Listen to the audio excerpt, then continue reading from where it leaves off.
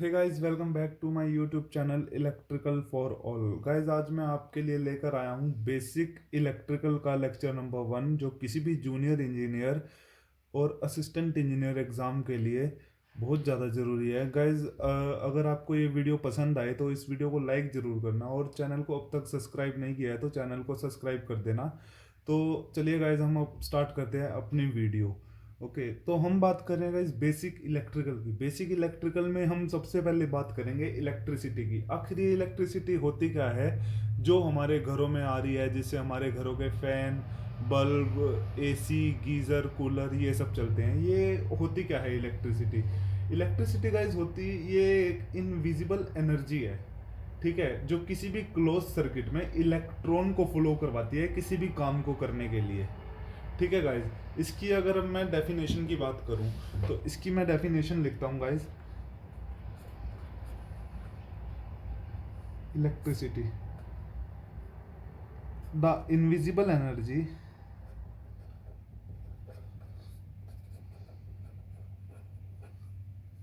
Which constitutes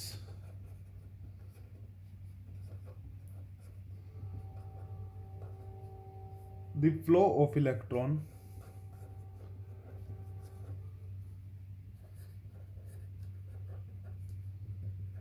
in a closed circuit to do work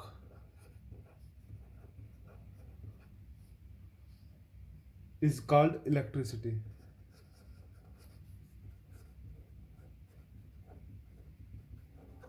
ठीक है guys, ये हमारी इलेक्ट्रिसिटी की डेफिनेशन है गाइस। अब हम आगे बात करेंगे पोटेंशियल की। पोटेंशियल गाइस हमारा होता है वोल्टेज। आखिर ये वोल्टेज होता क्या है? किसी भी चार्ज बॉडी की कैपेसिटी किसी काम को करने के लिए, ठीक है guys, the capacity of a charge body to do work is called potential. ठीक है, तो वोल्टेज जो हमारी होती है ये होती है वर्क डन अपॉन चार्ज। तो अगर हम वोल्टेज की डेफिनेशन लिखेंगे गाइस,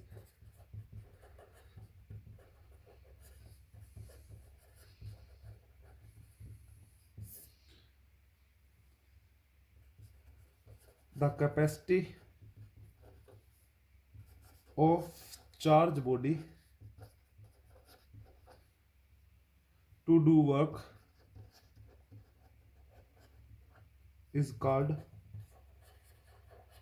voltage और पोटेंशियल। ठीक है गाइस, वोल्टेज जो हमारी होती है वो होती है वर्क डन अपॉन चार्ज। जो वर्क डन होता है हमारा उसको हम डब्ल्यू से डोनेट करते हैं, और जो चार्ज होता है हमारा वो होता है गाइस क्यू। जो इसकी अगर हम यूनिट की बात करेंगे तो इसकी यूनिट होती है जूल अपॉन कॉलम। ठीक है, जूल को जे से डोनेट करेंगे और कॉलम को सी से। ये हमारा इक्वल होता है वोल्ट के। ओके गाइस, तो आगे बात हम करते हैं करंट की। गाइस, करंट होता क्या है? करंट होता है किसी भी सर्किट में इलेक्ट्रॉन के फ्लो को हम करंट कहते हैं। करंट एक गाइस स्केलर क्वांटिटी है। इसके पास इसकी कोई खुद की डायरेक्शन नहीं है। ठीक है, ये डिपेंड करता है इलेक्ट्रॉन पे। इसकी जो डायरेक्शन होती है वो डिपेंड करती है इलेक्ट्रॉन पे। ठीक है, ये हमेशा इलेक्ट्रॉन के अपोजिट फ्लो करता है गाइस। और अगर हम चार्ज की लैंग्वेज में देखें तो करंट होता है हमारा the rate of change of charge with respect to time. तो गाइस, इसकी मैं डेफिनेशन लिखवा रहा हूं आपको, साथ साथ नोट कर लेना। The continuous flow of electron is called electric current. Current is a scalar quantity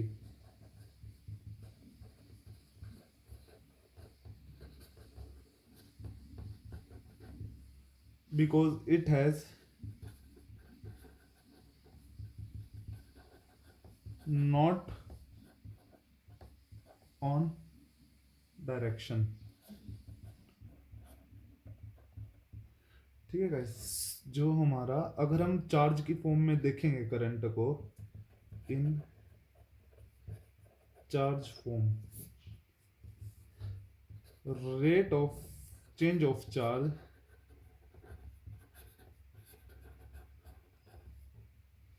with respect to time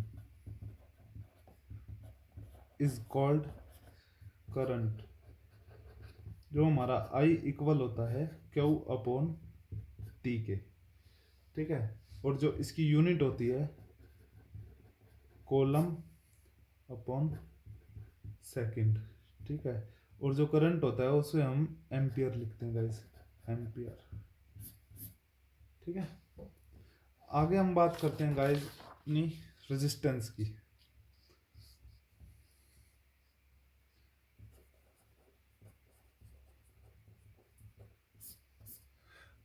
जो गाइस करंट के फ्लो को अपोज करे, जो करंट के फ्लो को किसी भी सर्किट में करंट के फ्लो को अपोज करे, वो हमारी रेजिस्टेंस होती है। और इस रेजिस्टेंस की यूनिट होती है ओम।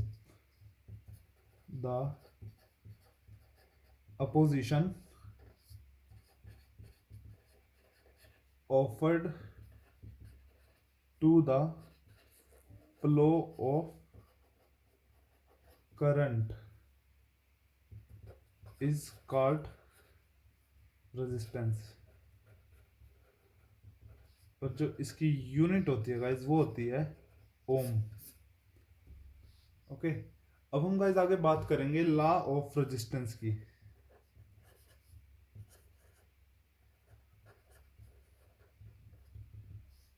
वैसे इंपॉर्टेंट है, इसलिए मैं इसको अब ध्यान से समझना जैसे जैसे मैं समझा रहा हूँ।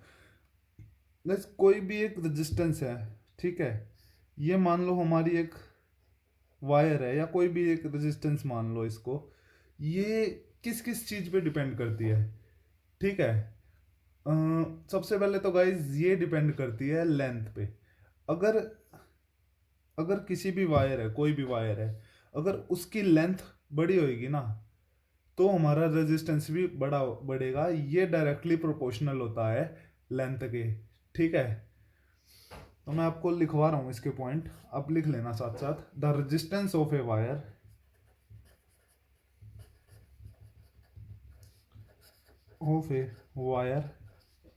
Depends upon the various factor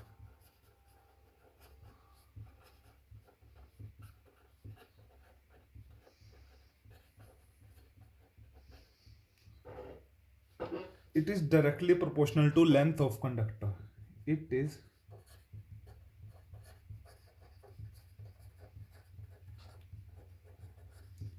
the length of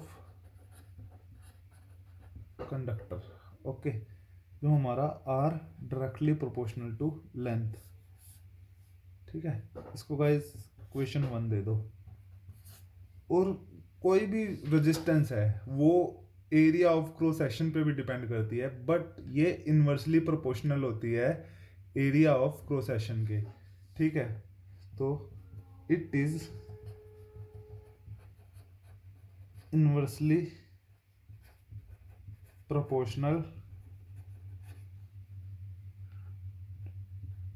it's area of cross section. जो हमारी R inversely proportional to area, ये गाइस एरिया है हमारा, ये होगा हमारी 2।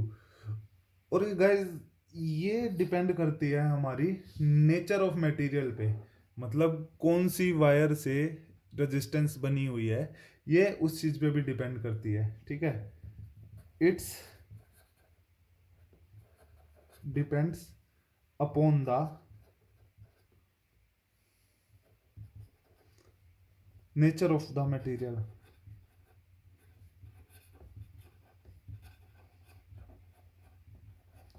of which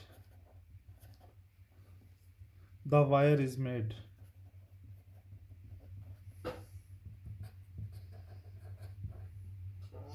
ठीक है गाइस, और ये डिपेंड करती है गाइस टेम्परेचर पे, ठीक है। ये इसके बारे में मैं आपको पढ़ाऊंगा आगे। ठीक है, अगर टेम्परेचर ज़्यादा होएगा तो रेजिस्टेंस भी ज़्यादा होगी। तो गाइस मैं आपको ये लिख लीजिए, मैं इसके बारे में आपको आगे पढ़ाऊंगा। It is also depend upon the temperature of wire.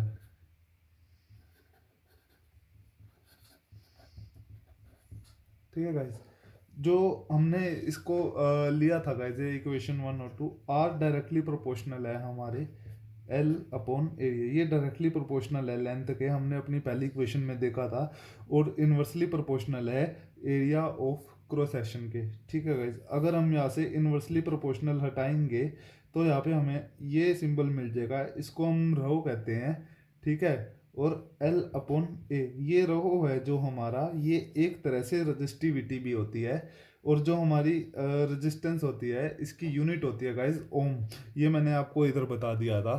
ठीक है, तो अब मैं आपको रजिस्टिविटी के बारे में बताता हूँ। ये जो हमारी रजिस्टिविटी होती है ये आखिर में है क्या। ठीक है, तो नेक्स्ट पेज पे हम स्टार्ट करते हैं इसके लिए। रजिस्टिविटी, आई होप ये विजिबल होगा। हाँ,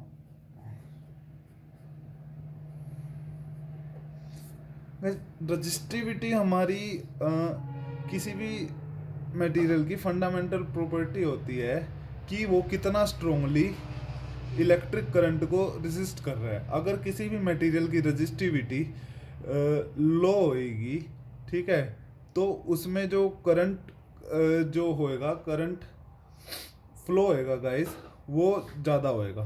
ठीक है, वो अलो करेगा करंट को फ्लो होने के लिए अगर किसी भी मटेरियल की रजिस्टिविटी कम होएगी।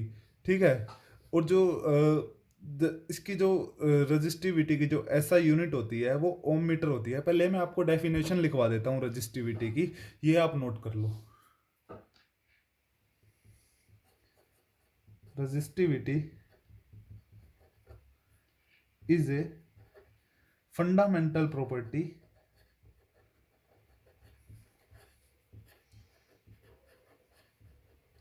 of a material that measure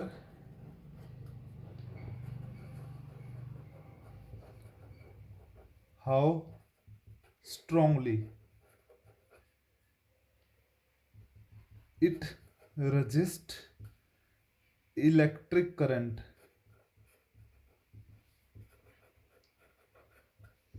Okay, a low resistivity indicates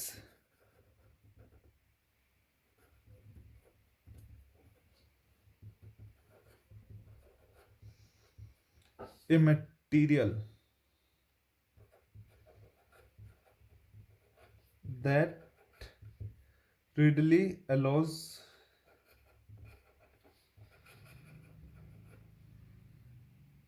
electric current.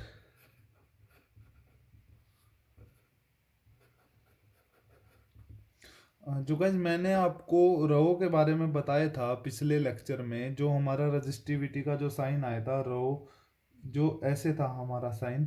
ठीक है, ये क्या है, ये इसको रिप्रेजेंट एक ग्रीक लेटर से किया गया है। ठीक है, तो वो भी मैं आपको यहाँ पे लिखवा देता हूँ। रजिस्टिविटी इज कॉमनली रिप्रेजेंट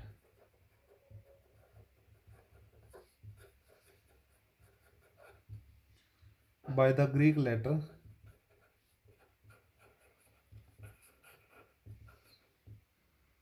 रो। ठीक है, और जो SI यूनिट होती है हमारी रजिस्टिविटी की,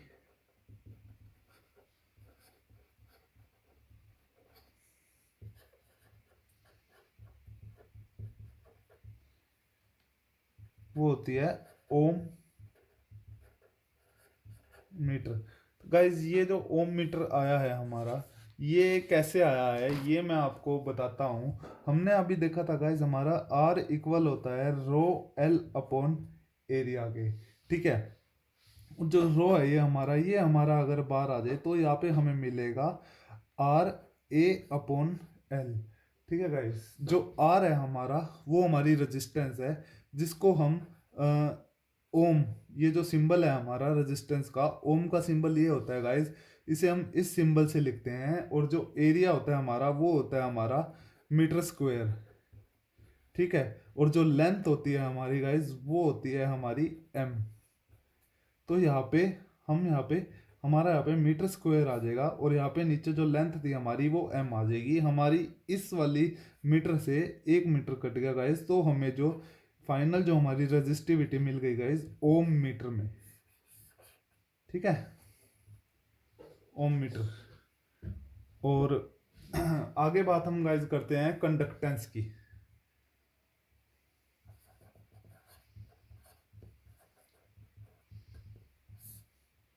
कंडक्टेंस गाइस क्या होता है, ये होता है किसी भी करंट को फ्लो होने में जो इजीनेस होती है गाइस। जैसे मतलब कोई भी हमारा कंडक्टर है, अगर उसके उसमें जो जितनी कंडक्टेंस ज़्यादा होगी उसमें जो करंट का फ्लो होएगा गाइस वो उतना इजीली होएगा। ठीक है, और कंडक्टर को हम जो गाइस डोनेट करते हैं वो जी से करते हैं। आप एक बार इसकी डेफिनेशन लिख लीजिए। The ease to the flow of current is called conductance. Okay, it is generally denoted by G.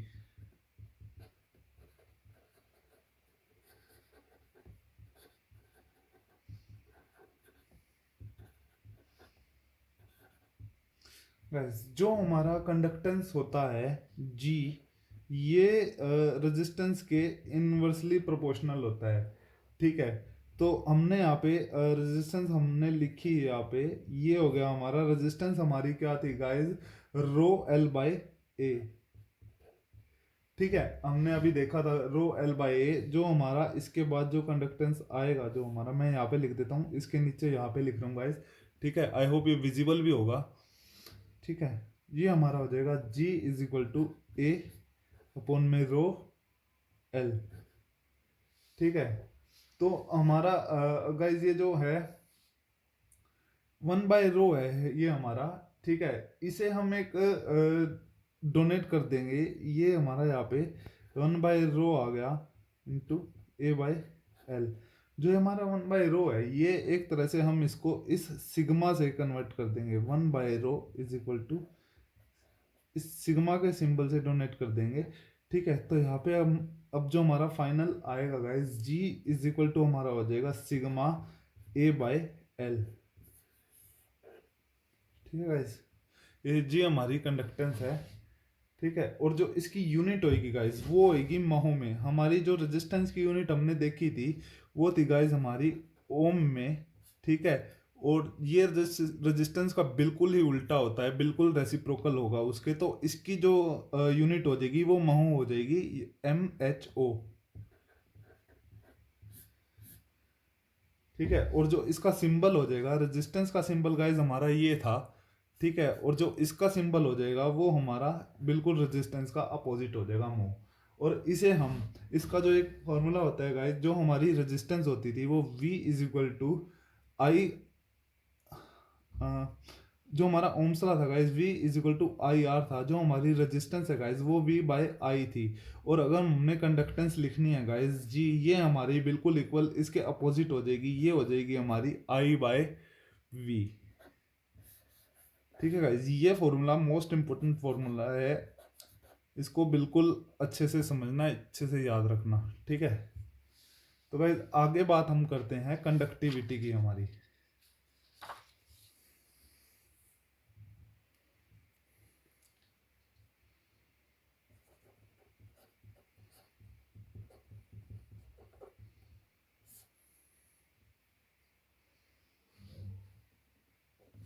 ये गाइस कंडक्टिविटी हमारा क्या होता है, ये एक प्रॉपर्टी होती है किसी भी मटेरियल की जो करंट को अलो करे फ्लो होने के लिए किसी भी कंडक्टर में। ठीक है गाइस, तो इसकी डेफिनेशन मैं आपको लिखवा देता हूँ, आप लिख लीजिए।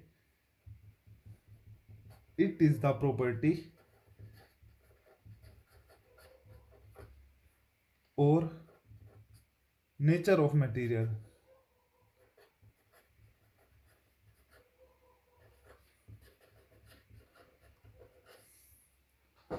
ड्यू टू विच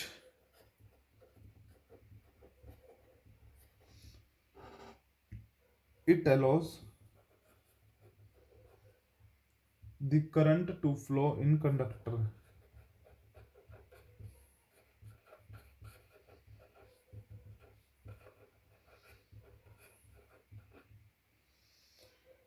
ठीक है गाइस, जो हमारा मैंने अभी आपको पीछे लिखवाया था, जी हमारा इक्वल था sigma, G is equal to sigma A upon L के। ठीक है, तो गाइस अगर हमारा जी यहाँ पे है तो एल हमारा यहाँ पे चला जाएगा, तो हमारा सिग्मा इक्वल हो जाएगा ए के। तो गाइस हमने अगर अपना सिग्मा करना है गाइस, सिग्मा हमारा इक्वल हो जाएगा जी एल अपॉन ए के गाइस। ठीक है, तो हमारी जो ये है एल, एल मैंने आपको बताया था ये होती है हमारी मीटर में, जो ए एरिया होता है गाइज ये होता है हमारा मीटर स्क्वायर। ठीक है, तो अगर हम यहाँ पे ये लिखेंगे गाइज जी इंटू एम अपॉन में एम स्क्वायर, तो एक एम से एक एम ये हमारा कट जाएगा। ठीक है, और जो हमारी आ जाएगी गाइज कंडक्टिविटी, जी मैंने आपको बताया था ये होता है हमारा महो अपॉन में मीटर। ठीक है गाइज, तो इसकी जो फाइनल कंडक्टिविटी हमारी होएगी गाइज वो होएगी मो अपॉन में मीटर। ठीक है गाइज, ये आप लिख लेना गाइज। और अब हम बात करेंगे गाइज पोटेंशियल डिफरेंस की।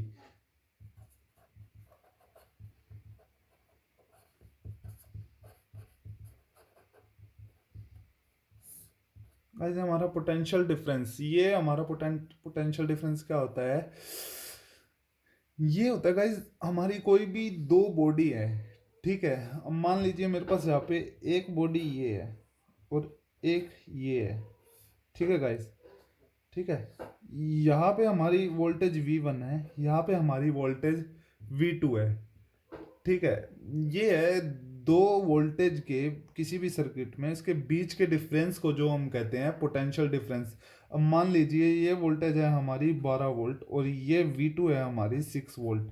ठीक है गाइस, तो इसके अंदर पोटेंशियल डिफरेंस जो होगा वो हायर पोटेंशियल से लोअर पोटेंशियल में होगा। तो पोटेंशियल डिफरेंस हो जाएगा गाइस हायर पोटेंशियल से लोअर पोटेंशियल में, तो ये हमारा हो जाएगा गाइस 6 वोल्ट का पोटेंशियल डिफरेंस है। इसकी डेफिनेशन मैं आपको लिखवा देता हूँ। It is defined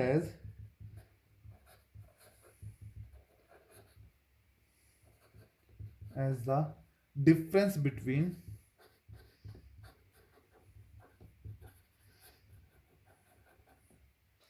the high potential and low potential.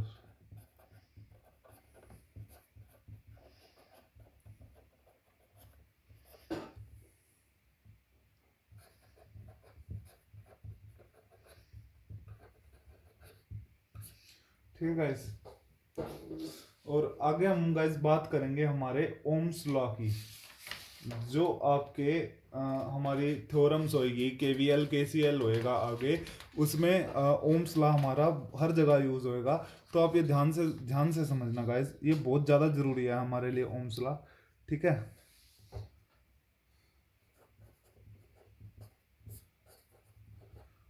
Ohm's law क्या कहता है गाइस, किसी भी कंडक्टर में जो हमारा करंट फ्लो हो रहा होता है, ठीक है, वो डायरेक्टली प्रोपोर्शनल होता है पोटेंशियल डिफरेंस के। ठीक है, और इसमें क्या होता है गाइस, हमारी टेम्परेचर जो होता है वो रिमेन्स कांस्टेंट होता है। ठीक है, मैं आपको इसकी डेफिनेशन लिखवा देता हूँ और मैं आपको बताता भी हूँ ओम्स लॉ के बारे में। और it states that the current flowing between only 2 point of conductor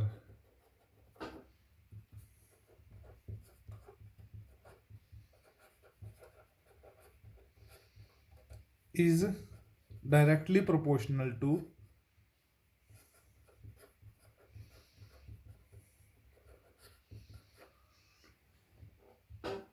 the potential difference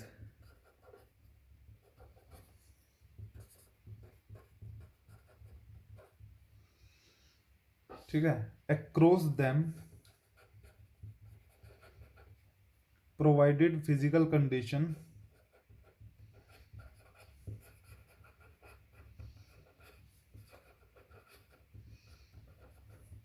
that is temperature etc